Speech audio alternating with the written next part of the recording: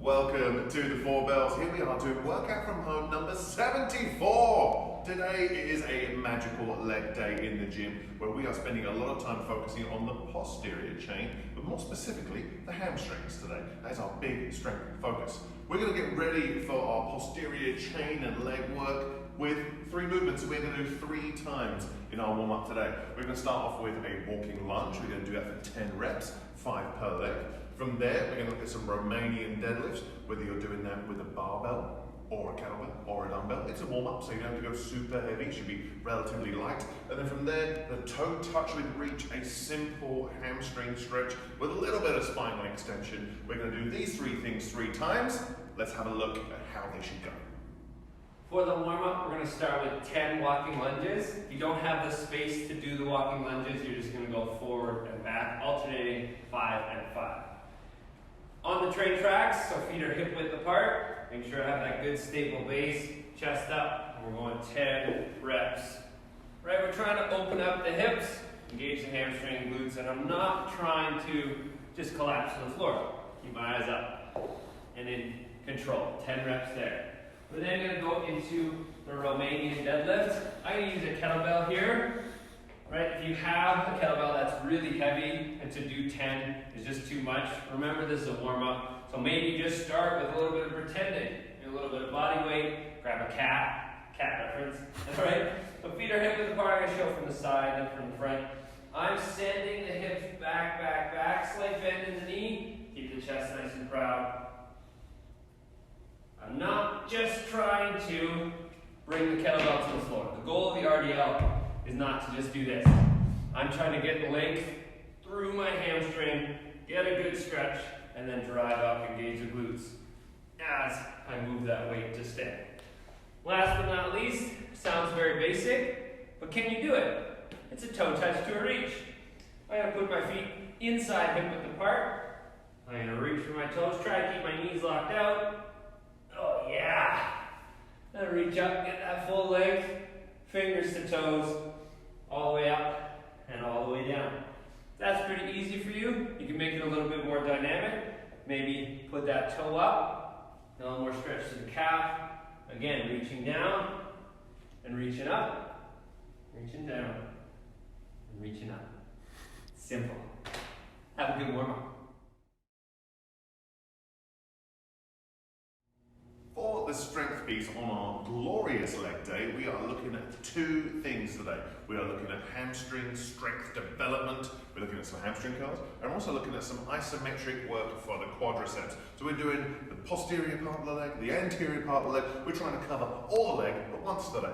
We are going to do 5 sets. Each set is 3 minutes long, split into 2 90-second windows at a time. And in my first 90 seconds, we're going to do some kind of hamstring curl, depending on what you have available to you at home. Maybe that's with Swiss ball, which is what we're going to demonstrate here at the gym. Maybe you can do it with the TRX. Maybe you've got a very fancy glute ham developer machine, which a couple of our members do. Ooh, so fancy. Either way, we're going to be doing 15 reps today. So we're really trying to push that rep range, push that muscular development, and a little bit of muscular endurance as well. When it comes to our wall set today, I invariably always get one person. It's like, I don't have a wall, but it's available for me. Even if you don't have a wall, you have a door frame or you have a door. You have something you can put your back upon, in which we're going to do some wall sits for 45 seconds. The idea here is during the wall sit, we do not break. And we're going to talk about the rules about not only how to do hamstring curls, but how to do wall sits correctly without any sneaky cheating. With our hamstring curls, I would say probably the most common objects we see used on our Zoom calls are Swiss balls and TRXs. With the Zoom call? With the TRX and the Swiss ball, both movements are very similar. Of course, they had a little bit of stability differences between the two. Of course, the ball can move around, TRX in a fixed position. Either way, the intention is the same. I'm going to rest my heels either in my TRX or on top of my Swiss ball. And the idea should be that I'm trying to bridge up and keep a nice straight plank in my body. I like to drive my elbows into the floor to get a nice stable base of my upper body. I pull the heels into the bum. I'm trying to squeeze those hamstrings as hard as possible, and then come back out to a straight leg. Making sure I don't let the hips sag, hips stay back up, I pull the hamstring into the bum, squeeze, and then back out to a straight leg. So what we're trying to do is keep the quality high, trying to keep that intensity high as we go through our 15 reps of our hamstring curl. The wall sit, a classic isometric movement for the quadriceps. You don't need much. You just need a wall or something that isn't going to move behind you. Could be a bookshelf, could be a door. You could even use like a post or a door frame, but it just won't be as comfortable. Either way, how do I set up? I'm going to lean back and I'm going to bring my feet forwards. All I need to think is that how far do I need to be away from the wall with the feet? Well, a little bit of it is experimentation. Essentially, I need to be the length of my thigh bone away from the wall, because that is going to be my 90-degree hold position.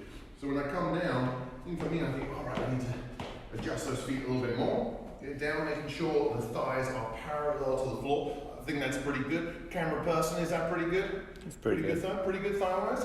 From here, I'm going to plant the feet into the floor. Keep tension through the thighs. Back and chest are up. Hands can just dangle down, or they can be on the head, or I can be out doing a sexy dance, or I can cross my arms. What I'm trying to avoid is the old man getting out of the chair, hands on thighs. Also, hands on the wall and trying to press myself up. Just hold this position 45 seconds. If it's super easy for you, maybe add a weight or even a cat on top.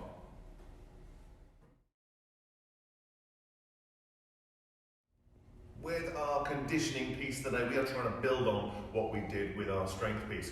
We did some hamstring work for the posterior chain, did some anterior chain work, the front of the legs, the quads. We're trying to do the same thing in our conditioning piece today, whilst adding some anaerobic qualities into it today.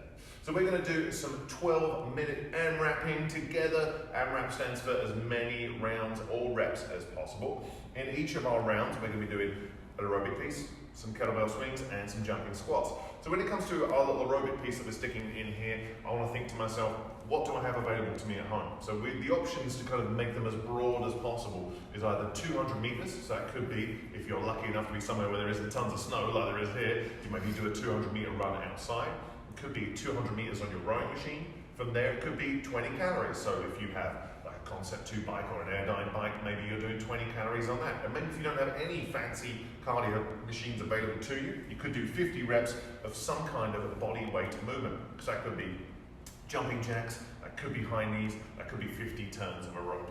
From there, we're trying to build on the hamstring work that we did in the strength piece with kettlebell swings. So a nice dynamic hip drive is what we're looking for. Load the hamstring, load the glute. We're going to do 30 reps of a kettlebell swing. So a fair amount of reps. We're trying to jack that heart rate up today. And then from there, a real test of muscular endurance for the quads. We're going to do 15 jumping squats in a row. So aerobic piece, kettlebell swings, jumping squats. We're going to repeat that as many times as we can in 12 minutes. Let's take a look at all that jazz. All right, for the conditioning piece, we have a 12-minute AMRAP, so that's as many rounds as possible. You're just going to cycle through these three things as many times as you can. So the first one is that kind of aerobic piece. So if you have a bike, like this one right here, you're going to go 20 calories. If you have a row or a ski or something like that that measures meters, let's go with 200 meters. And if you don't have any of that, that's completely fine. We'll get into something like jumping jacks, making sure we're going full range of motion. We're not at the YMCA. Okay, full range of motion on the jumping jacks, or high knees, legit high knees, again, not just running on the spot. Really trying to get as much movement as possible for 50 reps, okay, or 50 turns of a rope if you have a jump rope. From here, we're going into 30 kettlebell swings. Again, trying to load up the glutes and engage the hamstrings. So from here, I'm going to grab my kettlebell or whatever apparatus I have. Hopefully you have a kettlebell or a dumbbell. And I'm going to drive my hips through, bracing through my core, squeezing the glutes, keeping the neck and shoulders nice and relaxed. And again, not short-circuiting the movement. I'm not just bringing it back down just a little bit, trying to lift it with my shoulders. I'm popping my hip through for those 30 reps. From there, I'm going to get into 15 jumping squats. Test of endurance, creating some power through this motion. All the way down, drive it up. Under control, land soft. Make sure the knees are in line with the toes. Keep the chest up. When you're done your 15, Right back to your cardio endeavor. Enjoy.